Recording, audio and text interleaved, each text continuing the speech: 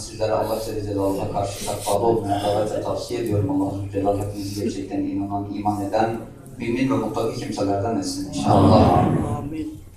Allah Celle Celaluhu Resulullah'ın ve İmam Sadık Salavatullah ve Selamu Aleyhiman'ın mübarek, kutlu, mutlu doğum günlerini varlık alemine mübarek eylesin. Allah Azze ve Celal bu mübarek, kutlu doğumlar hürmetine, varlık alemine kendi lütfuyla, kendi fazlıyla, kendi rahmetiyle muamele eylesin. Varlık aleminde var olan bütün inançsal bozuklukları, ahlaki bozuklukları, davranış bozukluklarının tamamını imana, insaniyete, ahlaka tebdil eylesin. Amin. Allah Celle Celaluhu bu doğumlardan mütevellit varlık alemine gökten inen bütün güzelliklerden yeryüzünde yaşayan iman ehlinin tamamıyla beraber sizleri, bizleri de nasiplendirsin inşallah. Amin. Allah Resulü sallallahu aleyhi ve sellem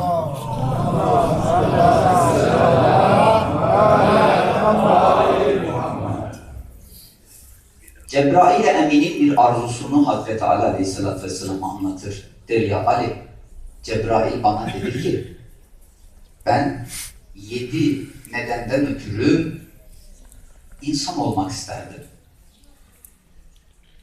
Düşünün, Allah Celle Celaluhu'nun en mukarreb meleklerinden birisi. Cennetin, cehennemin hakikatini görecek. Arş-ı ilahide dolaşacak. Enbiya-i ilahiyle muamelesi olacak. Hepsine vahiy getirecek.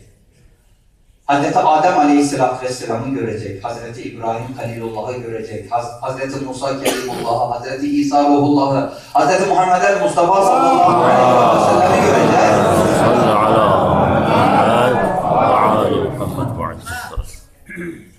Adı üstünde melek olacak. Biz birisini övmek istediğimizde iyiliklerini göz önüne getirip adama övgü ile hitap etmek istediğimizde ne deriz? Melek gibi adam deriz. Cebrail gelecek diyecek, ya Resulallah ben 7 sebepten ötürü insan olmak isterdim. Bu insan ne kadar kıymetli olabilir? Allah Celle Celaluhu'nun onun için bahşetmiş olduğu nimetlerden ötürü ve ne kadar da kıymetini düşürüp hiç yapabilir kendisini.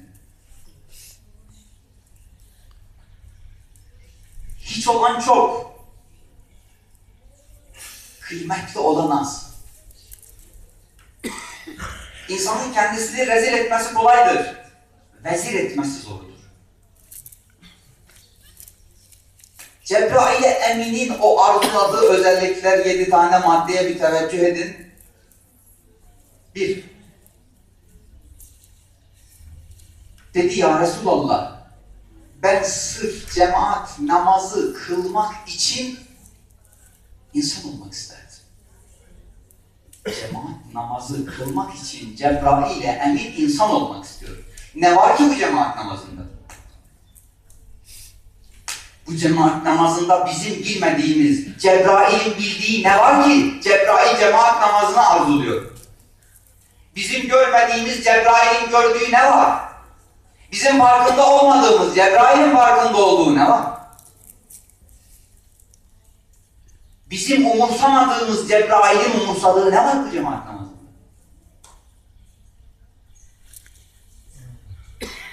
Mevzu derin, uzun, konuşmak gerekir. Ama bu hafta cenaze olduğu için bunları uzatmayacağım. Fakat madde madde zikredip geçeceğim. Fakat teveccüh edin. Bu namazda bir şey var ki Cebrail orada olmak istiyor. Saf tutmak istiyor. Cemaat namazı kılmak istiyor. Ne var? Allah ömür verirse önümüzdeki haftaya kalsın teferruatı. İkinci sebep ne ki Cebrail insan oğlundan, Beni Adem'den olmak istiyor. Bu da çok enteresandır. Cebrail Emin diyor ya Resulallah, sırf ulema ile, alimlerle oturmak için, onlarla beraber olmak için insan olmak ister. Şimdi dönün bakın. Alim mumla adam arıyor. Cemaat da habire kaçıyor. Neden? Çünkü herkes alim. Herkes biliyor. Öğrenmenin önündeki en büyük engel nedir diye sorsanız, insan kendisini biliyorum yalanıyla avuttuğunda öğrenmek istemez. Biliyorum zaten. İhtiyacım yok ki. Dedin mi artık öğrenme peşinde olmazsın. Okuma peşinde olmazsın. Dinleme peşinde olmazsın. Cebrail Emin'in arzuladığı insanoğlunun etrafından habire kaçtığı bir mevzu. Alimlerle beraber oturup konuşmak. Hem sohbet olmak. Dost olmak, ahbap olmak. Onlarla irtibat kurmak. Biz şimdi kendi toplumumuz itibariyle baktığımızda hangi konularda hocaya, din adamına diyelim müracaat ediyoruz? Cenazelerde. Gece kaçta olursa olsun arıyor. Hocam cenazemiz var. Allah rahmet etsin. Hoca ölüye hoca değil ki. Hoca diriye hoca. Hoca sana ne anlatacak? Kur'an'ı, peygamberi. Öldükten sonra sana ne anlatsın Kur'an'dan ve peygamberden? Ey diri! Sen lazımsın hocaya ölmeden önce. Sonra cenazesinde, mezarında oturacak, Kur'an okuyacak hoca. Bunun için de hoca lazım. Olmazsa olmaz. Hoca olmazsa olmaz. Başka? Hocaya müracaat sebeplerimiz.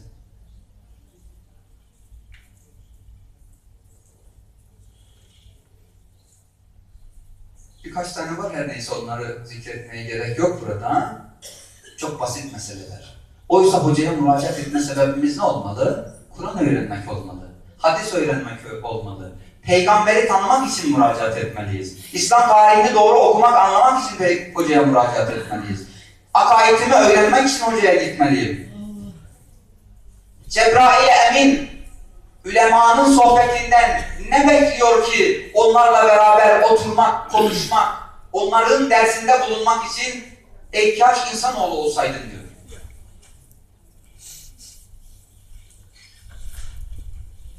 Üç,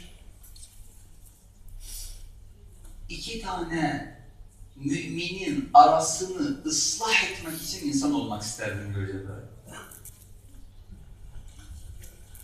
Bugün bizim toplumsal yapımızın çok uzak olduğu, Allah korusun, Allah muhafaza, iki tane insan arasında sorun olduğunda birinin yanına yanaşıp ya senin gibi adama yapılır mıydı bu adamın yaptığı? Sen ona bu kadar da iyilikte bulunmuştun. Öyle yapmıştın, böyle yapmıştın. Ya böyle olur mu ya? Senin gibi adama. Alttan mübarek yangın çıksın diye öyle kıvılcımlar oluşturur ki Allah muhafaza. Hani Müslümandık? Hani mümindik? Hani Kur'an ehliydik? Hani ahirete imanımız vardı? Hani zerrenin hesabını Rabbimiz bizden soracaktı? İki tane müminin arasını bulmak için Cebrail Emin insan olmak istiyor. Ne kadar bozukluk var bugün toplumumuzda, Müslüman toplumlarda.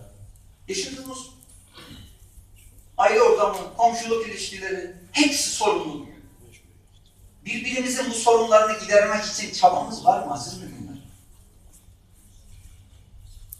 İkimizin arasındaki sorunu giderme gayreti var mı? Eğer yoksa bizde ciddi sorunlar var. Cebrail yani bunun için insan olmak isterken bizler ne kadar uzağındayız meselenin. 4. Bakıma muhtaç olan yetimlere bakıcı olmak için.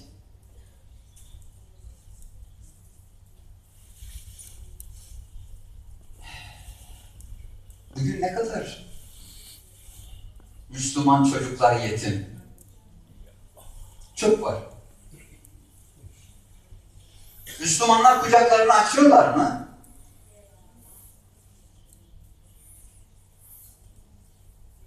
Batı Müslümanın çocuğunu alsın, baksın diye Müslümanlar Batı'yı kınıyor. Ben orada dedim 57 tane Müslüman ülke var. Bu 57 tane Müslüman ülke bu Müslümanların yetimlerini alamaz mı? Suriyelinin, Bahreyn'in, Iraklı'nın, Lübnanlı'nın, Libyalı'nın, Tunuslu'nun, Oralı'nın, Buranlı'nın yetimini alıp bakamaz mı? Bunlara sermaye koyamaz mı? Bunların derdiyle dertlenemez mi? Dertlenir. Ama Papa Efendi alıp götürür, ayağını yıkayır, vaftiz edir, ayağını da öpür, onu dünyaya gösterirler. Sonra adam Hristiyan olmasın ne yapsın? Bu tarafta ne yapar? Müslümanın çocuğunun kafasını ezen bir Müslüman görüntüsü sunur. Adam bu dini niye istesin? Bu dine niye girsin? Cebrail Emin diyor ya Resulallah ben kimsesiz, bakıma muhtaç yetimlere bakıcı olmak için insan olmak isterim.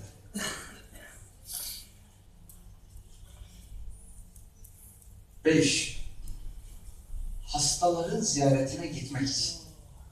Ne kadar uzaklaşıyoruz bakın biz bu öğretilerden. Eskiden iyiydi. Hasta ziyareti vesaire şeyler nispeten iyiydi, gidilirdi, yapılırdı, özen gösterilirdi.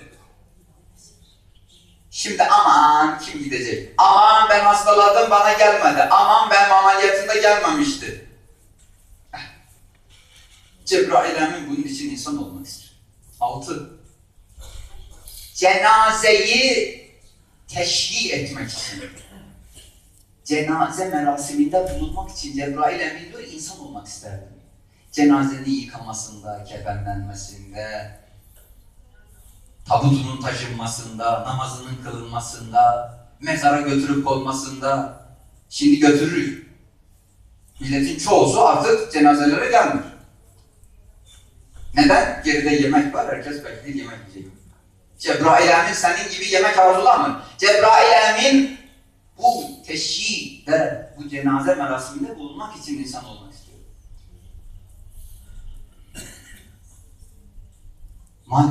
Maalesef öyle bir hale gelir ki yavaş yavaş gelen adam dahi orada cenazenin üzerine toprak atmış.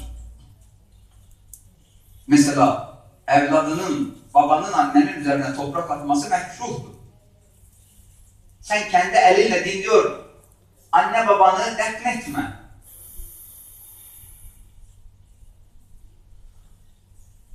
Dedik ya din rahmetten ibarettir. Burada da rahmet yansıması var. Bırak başkaları defnetsin. Bırak başkaları toprak atsın annenin babanın üzerine.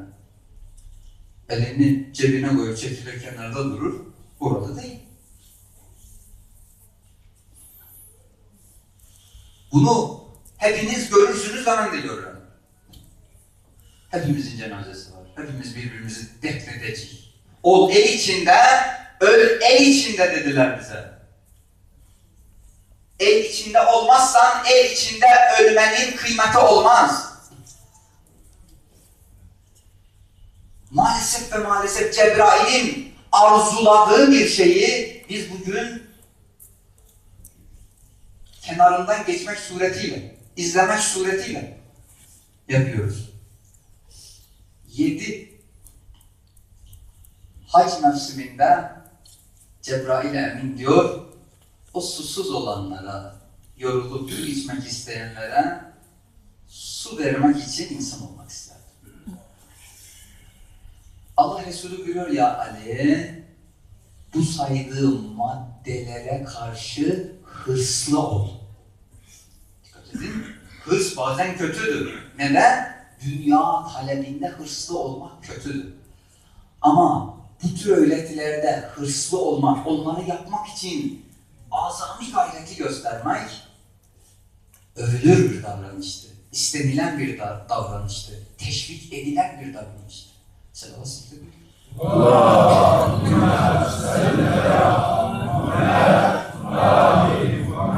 Allah-u Zülcelal hepimize inşallah bu Cebrail'in arzuladığı 7 öğretiye sahip olanlardan eylesin. Bu öğretilerle beraber yaşayan mümin, muttaki kimselerden etsin inşallah. Esselamu Aleyküm ve Rahmetullahi ve Berekatuhu.